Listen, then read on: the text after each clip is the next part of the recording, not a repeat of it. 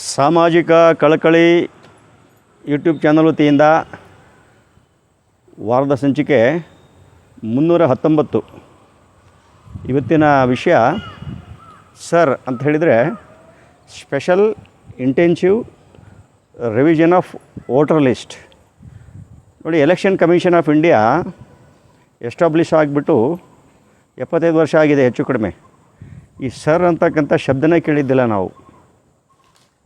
Election ಇದ್ದಾಗ ಇದು ಬಂದಿದೆ. ಒಂದು ಮತ್ತು ಎರಡನೇ ಎಲೆಕ್ಷನ್ ಮಧ್ಯೆ 5 ವರ್ಷ ಟೈಮ್ ಇರ್ತದೆ. ಥ್ರೂಔಟ್ ದ ಇಯರ್ ಅಂದರೆ ಥ್ರೂಔಟ್ 5 ಇಯರ್ಸ್ 5 ವರ್ಷ ತುಂಬ ಈ ಸರ್ ಅಂತಕ್ಕಂಥ ಏನು ಪರಿಷ್ಕರಣೆ ಇದೆ ಮಾಡ್ಬೋದು. ಇವ್ರೇನು ಮಾಡ್ತಾರೆ, 5-6 ತಿಂಗಳಿದ್ದಂಗೆ ಮಾಡ್ತಾರೆ. ಆಮೇಲೆ ಕೆಲವು ಪಕ್ಷಗಳಿಗೆ ಕೆಲವು ಜನಾಂಗಗಳು ಓಟ್ ಹಾಕಲ್ಲ. ಅದು ನಾನು ಬಿಚ್ಚಿ ಹೇಳಲಿಕ್ಕೆ ಇಷ್ಟಪಡೋಲ್ಲ.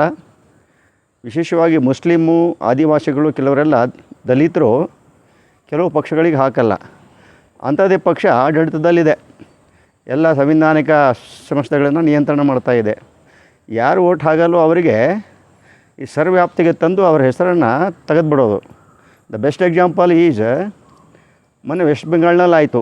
ತೃಣಮೂಲ ಕಾಂಗ್ರೆಸ್ಸಿಗೆ ಮತ್ತು ಬಿ ಜೆ ಪಿಗೆ ಅದೇನು ಗೆಲುವಿನ ಅಂತರ ಇದೆಯಲ್ಲ, ಓವರಾಲ್ ಸ್ಟೇಟ್ದು ಕೇವಲ 30 ಲಕ್ಷ. ಇಲ್ಲಿ ಎಲೆಕ್ಷನ್ನಲ್ಲಿ ಈ ಸರ್ ಮೂಲಕ, ಆ ಪರಿಷ್ಕರಣೆ ಮೂಲಕ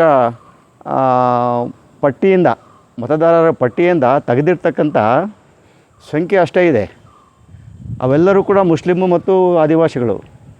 ಹೀಗೆಲ್ಲ ಇದ್ದಾಗ ಡೆಮಾಕ್ರಸಿ ಸೋತು ಹೋಗ್ತದೆ, ಡೆಮಾಕ್ರಸಿ ನಾಶ ಆಗುತ್ತೆ.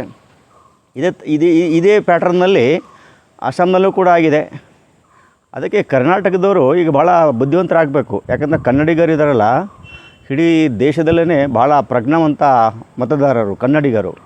ಅವರು ಈ ಸರ್ ಅಂತಕ್ಕಂಥ ಪ್ರಜಾಪ್ರಭುತ್ವ ವಿರೋಧಿ, ಪ್ರಜಾಸತ್ತಾತ್ಮಕ ವಿರೋಧಿ, ಈ ವ್ಯವಸ್ಥೆಯ ವಿರೋಧಿ ಹತ್ಯಾರ ಇದೆಯಲ್ಲ, ಆ ಎಲೆಕ್ಷನ್ ಕಮಿಷನ್ ಆಫ್ ಇಂಡಿಯಾದ್ದು, ಅದನ್ನು ಸರಿಯಾಗಿ ಅರ್ಥ ಮಾಡಿಕೊಂಡು ಇವರಿಗೆ ಸೂಕ್ತ ಸಮಯದಲ್ಲಿ ಈ ಬುದ್ಧಿ ಕಲಿಸಲಿಕ್ಕೆ ಇದು ಸರಿಯಾದ ಸಮಯ ಆಗಿರ್ತದೆ. ಆ ದೃಷ್ಟಿಯಲ್ಲಿ ಸರ್ ಅಂತಕ್ಕಂಥ ಏನು ಆ ವೆಪನ್ ಇದೆ, ಅದನ್ನು ಆಡಳಿತಾರೂಢ ಪಕ್ಷ ದುರುಪಯೋಗ ಮಾಡಿಕೊಂಡು ಆ ಪ್ರಜಾಪ್ರಭುತ್ವವನ್ನು ಕೊಲೆ ಮಾಡಿ ಚುನಾವಣೆಗಳನ್ನು ಗೆಲ್ತಾ ಇದೆ. ಇದರ ಮರ್ಮವನ್ನು ಅರ್ಥ ಮಾಡ್ಕೋಬೇಕು.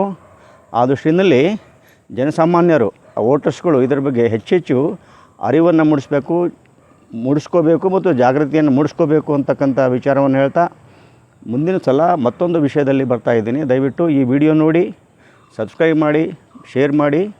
ಎಲ್ಲರಿಗೂ ಕೂಡ ಶುಭವಾಗಲಿ. ನಮಸ್ಕಾರ.